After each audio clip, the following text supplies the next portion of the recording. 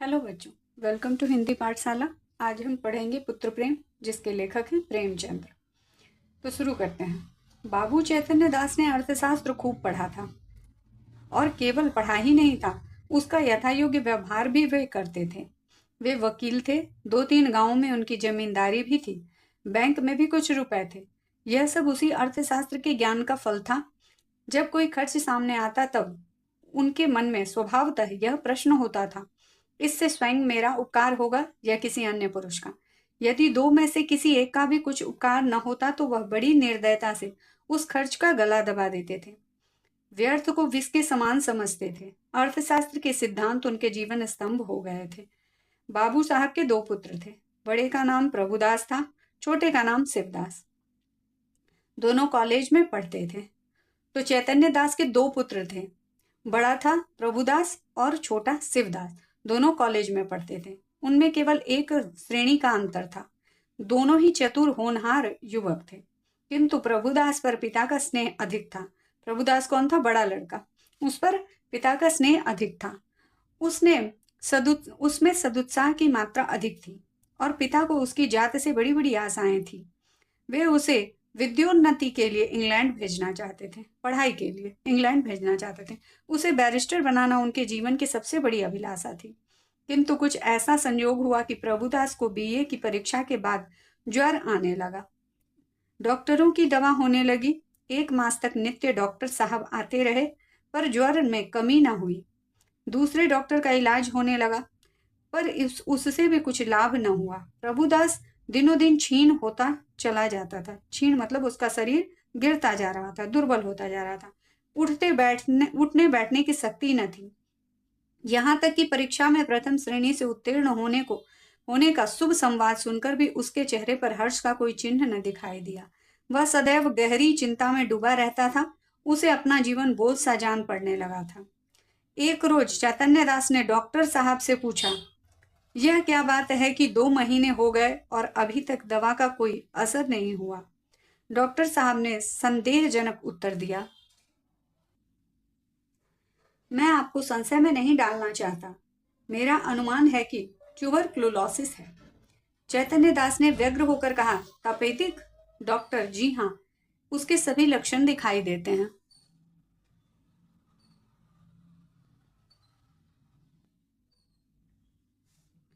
चैतन्य दास ने अविश्वास के भाव से कहा, मानो उन्हें कोई विषमकारी बात सुन पड़ी हो। तपेदिक हो गया? डॉक्टर ने खेद प्रकट करते हुए कहा, यह रोग बहुत ही गुप्त रीति से शरीर में प्रवेश करता है। चैतन्य दास ने कहा, मेरे खानदान में तो यह रोग किसी को न था। डॉक्टर, संभवतः है मित्रों से उसके जन्म मिले हों। डॉक्टर ने कहा, मित्रों से उसके जन्म मिले हों। चैतन्य दास कई मिनट तक सोचने के बाद बोले, अब क्या करना चाहिए? डॉक्टर ने कहा, दवा करते रहिए, अभी फेफड़े तक असर नहीं हुआ है, इसके अच्छे होने की आशा है। चैतन्य दास ने कहा, आपके विचार में कब तक दवा का असर होगा? डॉक्टर ने कहा, निश्चय पूर्वक नहीं कह सकता, लेकिन 3-4 महीने में ये स्वस्थ हो जाएंगे। जाड़ों में इस रोग का जोर कम हो जाया करता है। फिर चैतन्य दास ने कहा, अच्छे हो जाने पर ये पढ़ने में परिश्रम कर सकेंगे? डॉक्टर ने कहा, मानसिक परिश्रम के योग्य तो ये शायद ही हो सके। चैतन्य दास, किसी सैनिटोरियम में भेज दूं तो कैसा हो? डॉक्टर, बहुत ही उत्तम। चैतन्य दास, तब वे पूर्व रीति से स्वस्थ हो जाएंगे? डॉक्टर ने कहा, हो सकते हैं, लेकिन इस रोग को दबा रखने के लिए इनका मानसिक परिश्रम से बचना ही अच्छा है। चैतन्य दास नैराश्य भाव से बोले, निराश होकर बोले, तब तो इसका जीवन ही नष्ट हो गया। गर्मी बीत गई, बरसात के दिन आए। प्रभुदास की दशा दिनों दिन बिगड़ती गई। वह पड़े पड़े बहुधा इस रोग पर की गई बड़े बड़े डॉक्टरों की व्याख्याएं पढ़ा करता था। उसके अनुभवों से अपनी अवस्था की तुलना किया करता। पहले कुछ दिनों तक तो वह अस्थिर चित्त सा हो गया था। 2-4 दिन भी दशा संभली रहती तो पुस्तकें देखने लगता और विलायत यात्रा की चर्चा करता। 2-4 दिन भी ज्वर का प्रकोप बढ़ जाता तो जीवन से निराश हो जाता। किंतु कई माह के पश्चात जब उसे विश्वास हो गया कि इस रोग से मुक्त होना कठिन है, तब उसने जीवन की भी चिंता छोड़ दी। पथ्यापत्य का विचार न करता, घर वालों की निगाह बचाकर औषधियां जमीन पर गिरा देता, मित्रों के साथ बैठकर जी बहलाता। यदि कोई उससे स्वास्थ्य के विषय में कुछ पूछता तो चिढ़कर मुंह मोड़ लेता। उसके भावों में एक शांति में उदासीनता आ गई थी और बातों में एक दार्शनिक मर्मज्ञता पाई जाती थी। वह लोक रीति और सामाजिक प्रथाओं पर बड़ी निर्भीकता से आलोचनाएं किया करता। यद्यपि बाबू चैतन्य दास के मन में रह रहकर शंका उठा करती थी कि जब परिणाम विदित ही है, विदित का मतलब होता है निश्चित, परिणाम विदित ही है, तब इस प्रकार धन का अपव्यय करने से क्या लाभ, धन को व्यर्थ में गंवाने से क्या लाभ। तथापि वे कुछ तो पुत्र प्रेम और कुछ लोकमत के भय से धैर्य के साथ दवा दर्पण करते जाते थे। कुछ तो पुत्र के प्रेम की वजह से और कुछ लोग क्या कहेंगे इस कारण वह दवा दर्पण करते थे, लेकिन उनको ऐसा लगता था कि परिणाम विदित है, वो ठीक नहीं होंगे, तो पैसा का धन का व्यर्थ में धन को गंवाने से क्या लाभ। जाड़े का मौसम था। चैतन्य दास पुत्र के सिरहाने बैठे हुए डॉक्टर साहब की ओर प्रश्नात्मक दृष्टि से देख रहे थे। जब डॉक्टर साहब टेम्परेचर लेकर थर्मामीटर लगाकर कुर्सी पर बैठे तब चैतन्य दास ने पूछा, अब तो जाड़ा आ गया, आपको कुछ अंतर मालूम होता है? डॉक्टर, बिल्कुल नहीं, बल्कि रोग और भी दुस्साध्य होता जाता है। चैतन्य दास ने कठोर स्वर से पूछा, तब आप लोग क्यों मुझे इस भ्रम में डाले हुए थे कि जाड़े में अच्छे हो जाएंगे? इस प्रकार दूसरों की सरलता का उपयोग करना अपना मतलब साधने का साधन हो तो हो, इसे सज्जनता कदापि नहीं कह सकते। डॉक्टर ने नम्रता से कहा, ऐसी दशाओं में हम केवल अनुमान कर सकते हैं और अनुमान सदैव सत्य नहीं होते। आपको जेरबाड़ी अवश्य हुई, पर मैं आपको विश्वास दिलाता हूं कि मेरी इच्छा आपको भ्रम में डालने की नहीं थी। ऐसा किसने कहा? डॉक्टर ने कहा। शिवदास बड़े दिन की छुट्टी में आया हुआ था। शिवदास कौन था? चैतन्य दास का छोटा पुत्र, छोटा लड़का छुट्टी में आया हुआ था। इसी समय वह कमरे में आ गया और डॉक्टर साहब से बोला, आप पिताजी की कठिनाइयों का स्वयं अनुमान कर सकते हैं। अगर उनकी बात नागवार लगी तो उन्हें माफ कर दीजिएगा। चैतन्य दास ने छोटे पुत्र की ओर वात्सल्य की दृष्टि से देखकर कहा, तुम्हें यहाँ आने की क्या जरूरत थी? मैं तुमसे कितनी बार कह चुका हूँ कि यहाँ मत आया करो, लेकिन तुमको सब्र ही नहीं होता। शिवदास ने लज्जित होकर कहा, मैं अभी चला जाता हूँ, आप नाराज न हो। मैं केवल डॉक्टर साहब से यह पूछना चाहता था कि भाई साहब के लिए अब क्या करना चाहिए। डॉक्टर साहब ने कहा, अब केवल एक ही साधन और है, इन्हें इटली के किसी सैनिटोरियम में भेज देना चाहिए। चैतन्य दास ने सजग होकर पूछा, कितना खर्च होगा? ज्यादा से ज्यादा 3,000, साल भर रहना होगा। डॉक्टर ने कहा, ज्यादा से ज्यादा 3,000। निश्चय है कि वहां से अच्छे हो आएंगे? चैतन्य दास ने पूछा। जी नहीं, डॉक्टर ने जवाब दिया, जी नहीं, यह तो एक भयंकर रोग है। साधारण बीमारियों में भी कुछ बात निश्चित रूप से नहीं कही जा सकती। इतना खर्च करने पर भी वहां से ज्यों के त्यों लौट आए तो? किसने पूछा? चैतन्य दास ने पूछा। चैतन्य दास डॉक्टर से बोल रहे हैं। ज्यों के त्यों लौट आए तो ईश्वर की इच्छा, अब डॉक्टर कहते हैं, तो ईश्वर की इच्छा, आपको यह तस्कीन तो हो जाएगी कि इनके लिए मैं जो कुछ कर सकता था कर दिया। आधी रात तक घर में प्रभुदास को इटली भेजने के प्रस्ताव पर वाद विवाद होता रहा। चैतन्य दास का कहना था कि एक संदिग्ध फल के लिए 3,000 का खर्च उठाना बुद्धिमता के प्रतिकूल है। शिवदास भी उनसे सहमत था, किंतु उनकी माता इस प्रस्ताव का बड़ी दृढ़ता के साथ विरोध कर रही थी। अंत में माता की धिक्कारों का यह फल हुआ कि शिवदास लज्जित होकर उनके पक्ष में हो गया। अब माँ और शिवदास जो थे वो एक पक्ष में, उनको इटली भेजने के पक्ष में थे, और पिता उसके विरुद्ध में थे। बाबू साहब अकेले रह गए। कौन? चैतन्य दास। बाबू साहब अकेले रह गए। तपेश्वरी ने तर्क से काम लिया। तपेश्वरी कौन थी? उसकी माँ थी। तपेश्वरी ने तर्क से काम लिया, पति के सद्भावों को प्रज्वलित करने की चेष्टा की, धन की नश्वरता की लोकोक्तियां कही।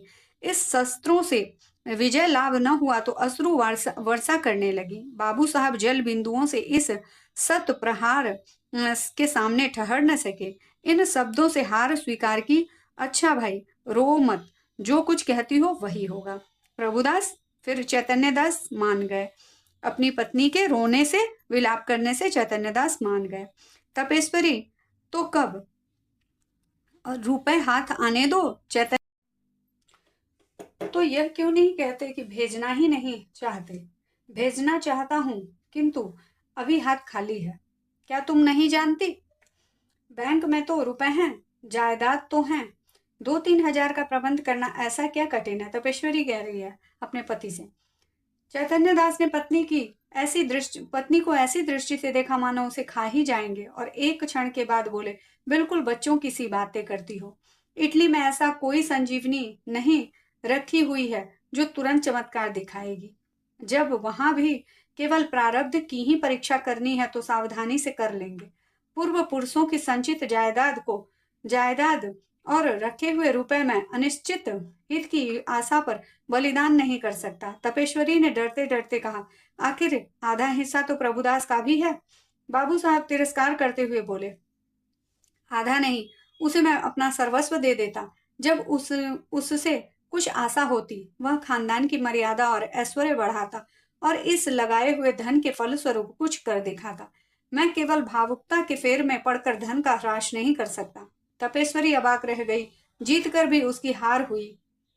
इस प्रस्ताव के 6 महीने बाद शिवदास बीए पास हो गया। बाबू चैतन्य दास ने अपनी जमींदारी के 2 आने बंधक रहकर कानून पढ़ने के निमित्त उसे इंग्लैंड भेजा। उसे बंबई पर खुद पहुंचाने गए, बंबई तक खुद पहुंचाने गए। वहां से लौटे तो उनके अंतःकरण में सदिच्छाओं से परिमित लाभ होने की आशा थी। उनके लौटने के 1 सप्ताह पीछे अभागा प्रभुदास अपनी उच्च अभिलाषाओं को लिए हुए परलोक सिधारा। चैतन्य दास मणिकर्णिका घाट पर अपने संबंधियों के साथ बैठे हुए चिता ज्वाला की ओर देख रहे थे। उनके नेत्र से अश्रुधारा प्रवाहित हो रही थी। पुत्र प्रेम एक क्षण के लिए भी अर्थ सिद्धांत पर गालिब हो गया था। उस रिक्तावस्था में उनके मन में यह कल्पना उठ रही थी कि संभव है इटली जाकर प्रभुदास स्वस्थ हो जाता। हाय, मैंने 3,000 रुपए का मुंह देखा और पुत्र रत्न को हाथ से खो दिया।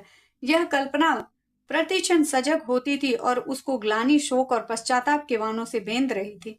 रह रहकर उनके हृदय में वेदना की सूल सी उठती थी। उनके अंदर की ज्वाला उस चिता ज्वाला से कम दग्धकारिणी न थी। अकस्मात उनके कानों में सहनाई की आवाज आई। उन्होंने आंखें ऊपर उठाई तो मनुष्यों का एक समूह एक अर्थी के साथ आया हुआ दिखाई दिया। वे सब के सब ढोल बजाते गाते पुष्प आदि की वर्षा करते चले आते थे। घाट पर पहुंचकर उन्होंने अर्थी उतारी और चिता बनाने लगे। उनमें से एक युवक आकर चैतन्य दास के पास खड़ा हो गया। बाबू साहब ने पूछा, किस मोहल्ले में रहते हो? युवक ने जवाब दिया, हमारा घर देहात में है। कल शाम को चले थे। ये हमारे बाप थे। हम लोग यहाँ कम आते हैं, पर दादा की अंतिम इच्छा थी कि हमें मणिकर्णिका घाट पर ले जाना। चैतन्य दास, ये सब आदमी तुम्हारे साथ हैं? युवक, हाँ, और लोग पीछे आते हैं। कई 100 आदमी साथ आए हैं। यहाँ तक आने में सैकड़ों उड़ गए, पर सोचता हूँ बूढ़े पिता की मृत्यु तो बन गई, धन और है ही किस लिए? चैतन्य दास ने कहा, उन्हें क्या बीमारी थी? युवक ने बड़ी सरलता से कहा, मानो वह अपने किसी निजी संबंधी से बात कर रहा हो। बीमारी का किसी को कुछ पता नहीं चला। हरदम ज्वर चढ़ता रहता था। सूख कर कांटा हो गए थे। 3 वर्ष तक खाट पर पड़े रहे। जिसने जहां बताया लेकर गए। चित्रकूट, हरिद्वार, प्रयाग सभी स्थानों पर लेकर घूमे। वैद्यों ने जो कुछ कहा उसमें कोई कसर नहीं की। इतने में युवक का एक और साथी आ गया और बोला, साहब, मुंह देखी बात नहीं, लड़का नारायण लड़का दे तो ऐसा दे। इसने रुपए को ठीक रे समझा। घर की सारी पूंजी पिता की दवा दारू में स्वाहा कर दी। थोड़ी सी जमीन तक बेच दी, पर काल बलि के सामने आदमी का क्या बस है। युवक ने गदगद स्वर से कहा, भैया, रुपया पैसा हाथ का मैल है, कहाँ आता है कहाँ जाता है। मनुष्य नहीं मिलता। जिंदगानी है तो कमा खाऊंगा, पर मन में यह लालसा तो नहीं रह गई कि हाय, यह कहीं यह नहीं किया, उस वैद्य के पास नहीं गया, नहीं तो शायद बच जाते। हम तो कहते हैं कि कोई हमारा सारा घर द्वार लिखा ले, केवल दादा को एक बोल बुला दे। इसी माया मोह का नाम जिंदगानी है। नहीं तो इसमें क्या रखा है? धन से प्यारी जान, जान से प्यारा ईमान। बाबू साहब, आपसे सच कहता हूँ, अगर दादा के लिए अपने बस की कोई बात उठा रखता तो आज रोते न बनता, अपना ही चित्त अपने को धिक्कारता। नहीं तो मुझे इस घड़ी ऐसा जान पड़ता है, मेरा उद्धार एक भारी ऋण से हो गया। उनकी आत्मा सुख और शांति से रहेगी तो मेरा सब तरह कल्याण ही होगा। बाबू चैतन्य दास सिर झुकाए ये बातें सुन रहे थे। एक एक शब्द उनके हृदय में सर के समान चुभता था। इस उदारता के प्रकाश में उन्हें अपनी हृदयहीनता, अपनी आत्मशून्यता, अपनी भौतिकता अत्यंत भयंकर दिखाई देती थी। उनके चित्त पर इस घटना का इतना प्रभाव पड़ा, यह इसी से अनुमान किया जा सकता है कि प्रभुदास के अंत्येष्टि संस्कार में उन्होंने हजारों रुपए खर्च कर डाले। उनके संतप्त हृदय की शांति के लिए अब एकमात्र यही उपाय रह गया था। तो बच्चों, ये पाठ यहीं पर खत्म होता है। इस वीडियो को दोस्तों के साथ शेयर कीजिएगा, लाइक सब्सक्राइब कीजिएगा। Thank you.